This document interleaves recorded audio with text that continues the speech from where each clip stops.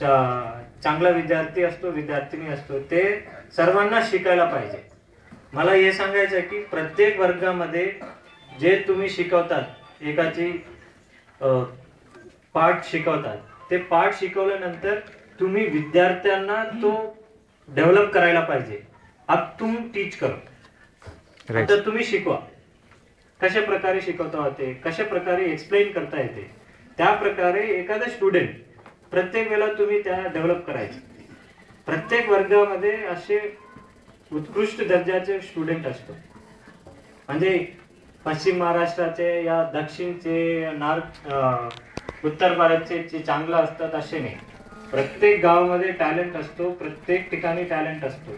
आपण त्या ठिकाणी टॅलेंटला शोधून, हा टीचरचे महत्व गुण आहे. टीचरचा महत्व गुण हे नाही की शिकवणे. ते मग शिकवले तर मग सर्व पास काही नाही होतात, सर्व 100% काय नाही घेऊन येतात. मग टीचरचे शिकवताना ते काढून घ्यायचं. एखादा 2 विद्यार्थी असे असतात ते चांगला असतात, त्यांनी पाठपुरावा करायचा. तुम्ही तिकडे जायचा, तुम्ही हे करा, ते करा. 7वी झाली, 7वी नंतर 8वी मध्ये, 9वी मध्ये ते दरवेळेला कॉन्टॅक्ट मध्ये राहायचं. मग त्यांना कशा प्रकारे तुम्हाला मार्गदर्शन करता येते ते तुम्ही तसं करायला पाहिजे. आज पण मी आमच्या मास्तराच्या संपर्कामध्ये आहे. मग जे आम्हाला चांगलं शिकवला, आम्हाला दिशा दाखवली की 10वी नंतर तुम्ही हे करा, हे करा, तुम्ही अशी परीक्षा लिहा. जर मास्तरांनी ते चांगल्या विद्यार्थ्यांना शोधून काढायचे आणि ते शोधून त्यांना डेव्हलप करायचे, ते एक्स्ट्रा बुक्स द्यायचे.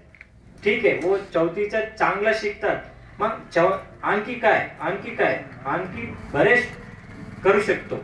आणखी त्यांना वेगळं काय पुस्तक द्या, वेगळं कादंबरी द्या. चांगलं कादंबरी दिलं तर ते शिकतील.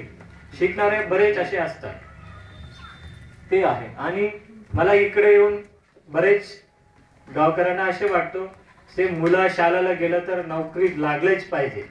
नाही, असे कसे, मग तुमची शेती कोण सांभाळणार? लागलंच पाहिजे. नाही लागलं तर अशा गोष्टी नाहीये की शिक्षणाचं काही महत्व नाही. आज बरेच ठिकाणी ते शिकलेला माणूस काही करू शकतो. म्हणजे जे शेतीच्या कशा प्रकारे आता एका एकर मध्ये 3 क्विंटलचा कापूस होतात, त्याला 5 क्विंटल म्हणजे प्रोडक्टिव्हिटी वाढणे, त्याच्यासाठी सुद्धा काय करता येते.